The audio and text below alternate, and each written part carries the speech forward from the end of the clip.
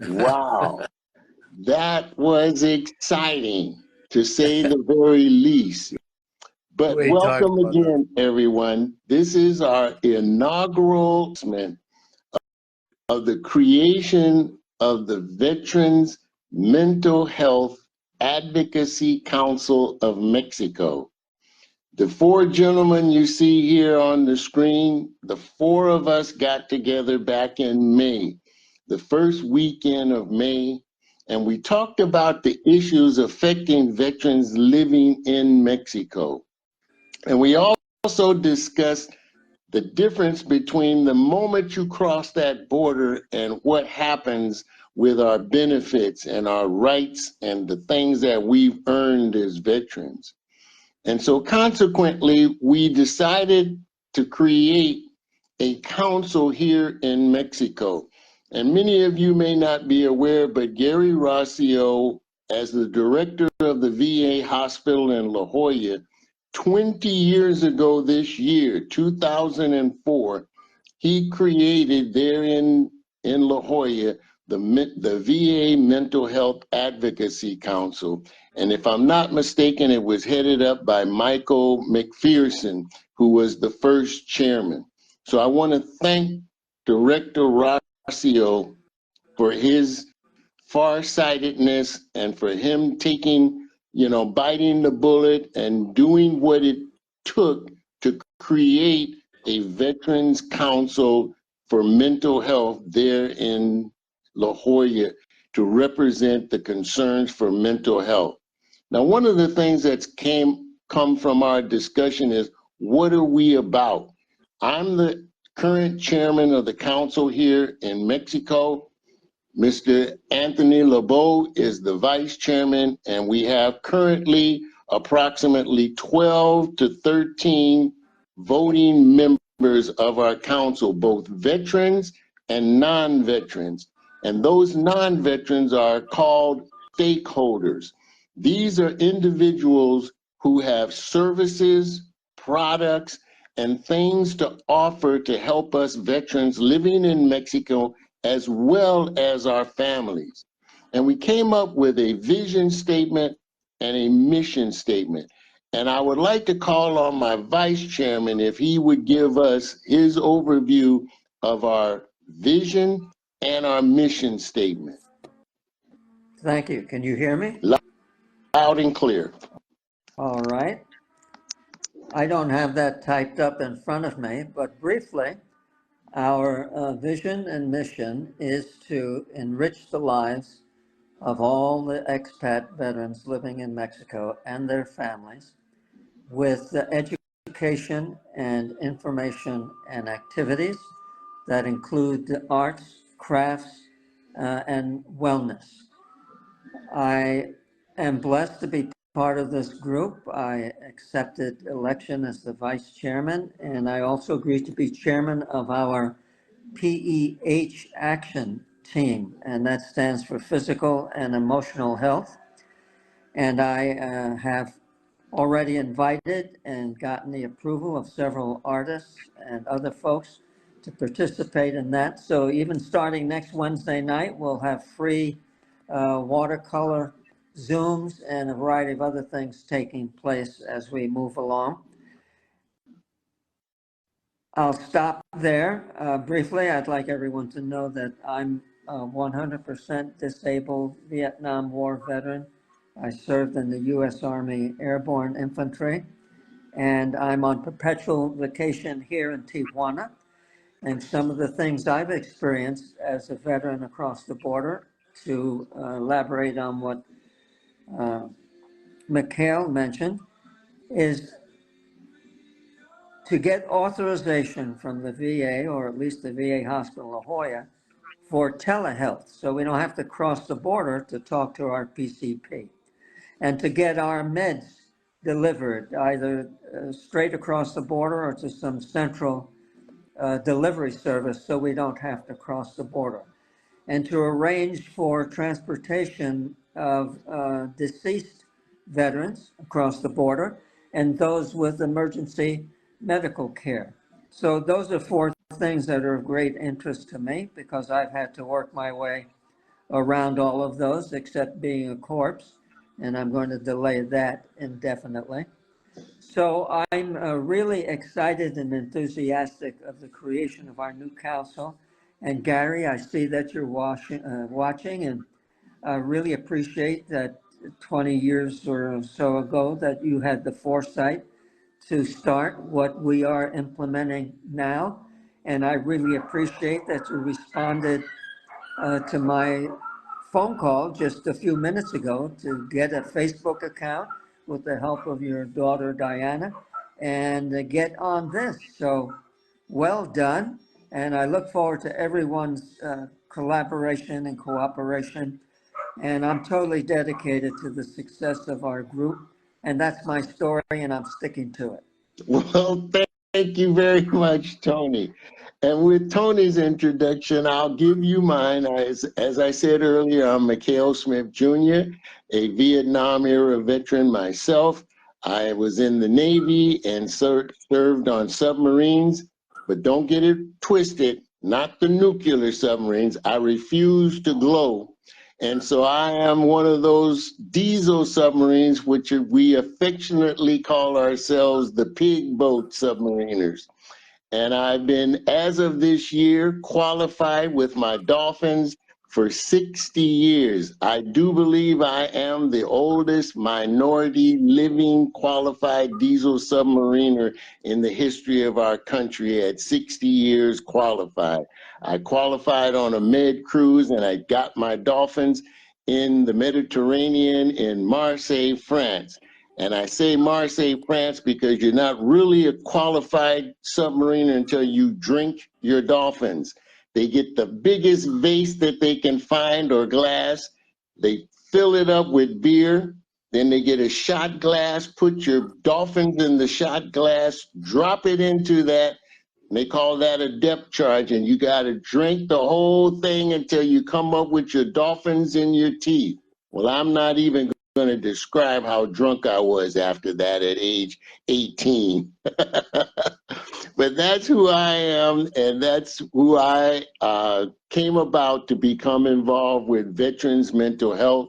There at the VA hospital in La Jolla, I was the chairman 12 years ago at the Mental Health Advocacy Council in La Jolla, and now the first chairman here in the Veterans Mental Health Advocacy Council of Mexico. Jay, will you give us your input all the way from Connecticut? Absolutely, Mikhail. Well, thank you everybody for being here. Sorry about the beginning of the Facebook Live first event. We've been trying for days to test it, but we're not really skilled at this. So we're glad to be here, though. As Mikhail said, I'm from Connecticut. I was in California for 3 months working on the Harmonetics project when I met both Mikhail and Tony. And the Harmonetics project is a self-care practice that we give to veterans for free, and the rest of the world we charge it. But hey, it's the way it works. When we're out here in Connecticut, we're dedicated, like Tony said, we're dedicated to helping the veterans in Mexico and getting them the care that they need. Everybody needs to be taken care of the way they should be taken care of. So kudos to Mikhail for starting this, and Tony, who's both of these two gentlemen are just powerhouses of attention and dedication towards veterans issues. So myself, I'm the CEO of this company. I'm a Navy vet, graduate of Massachusetts Maritime Academy, and I'm here all the way.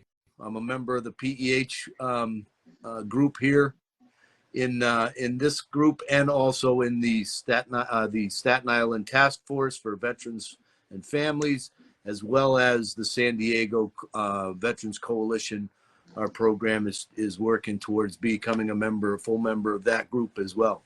So we're glad to be here, and we're happy that we're working with you. Paul, Thank your you. turn.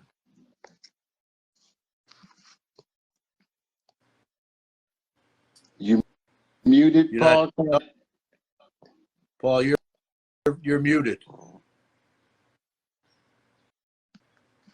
you cannot speak? Go I ahead guess he's not. Go That's ahead, Paul. Jay, and give Paul's intro, please. Paul Liebman from San Diego, California, a graduate of Texas Military Institute.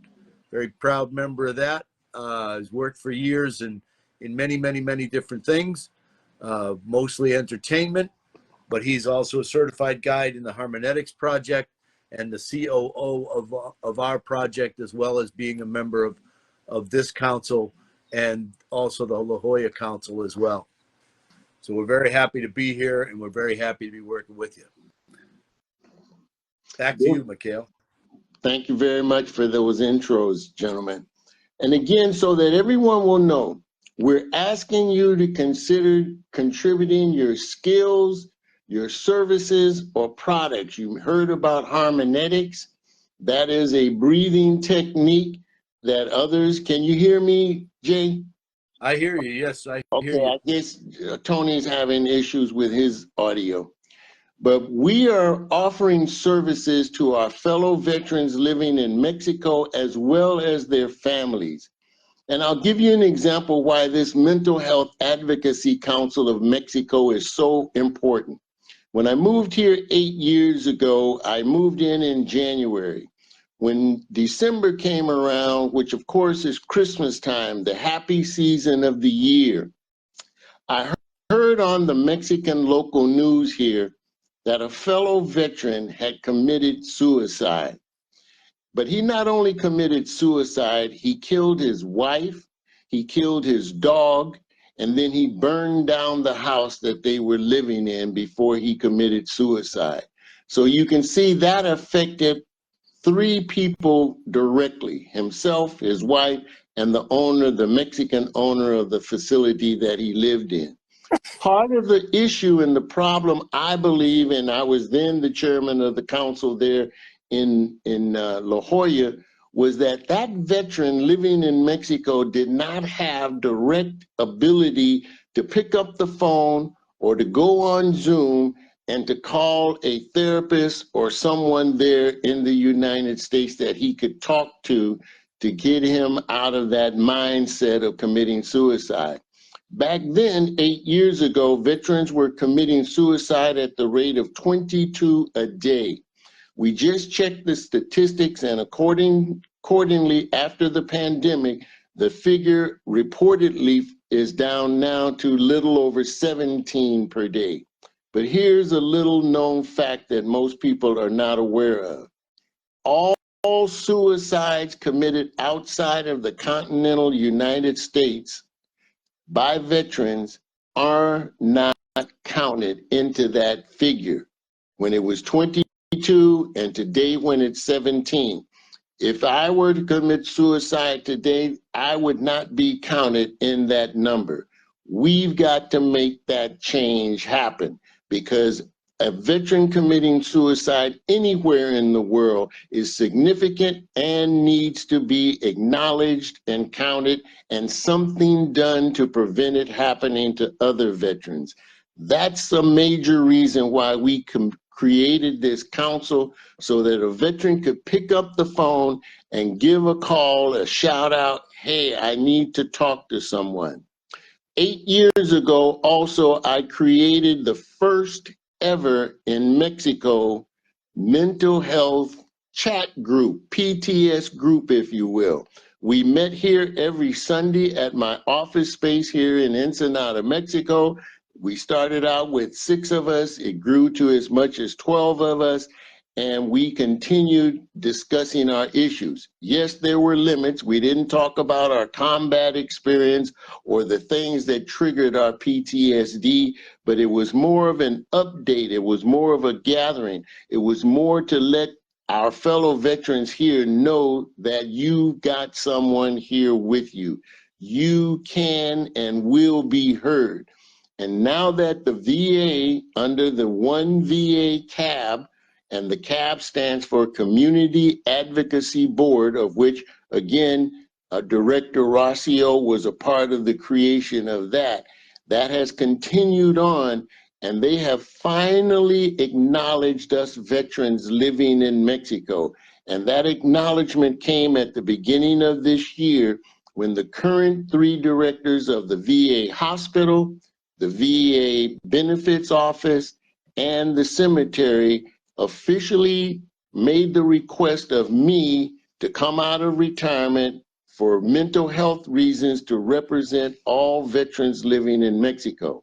Well, as you might imagine, I couldn't say yes or no till I asked my boss, my wife, and she said, sure, as long as it doesn't cost us financially out of our pocketbook.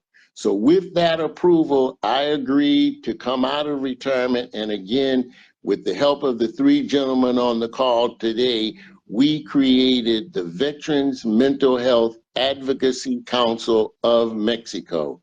And so again, we're here, we're available for assistance for any and all veterans living in Mexico, as well as their families.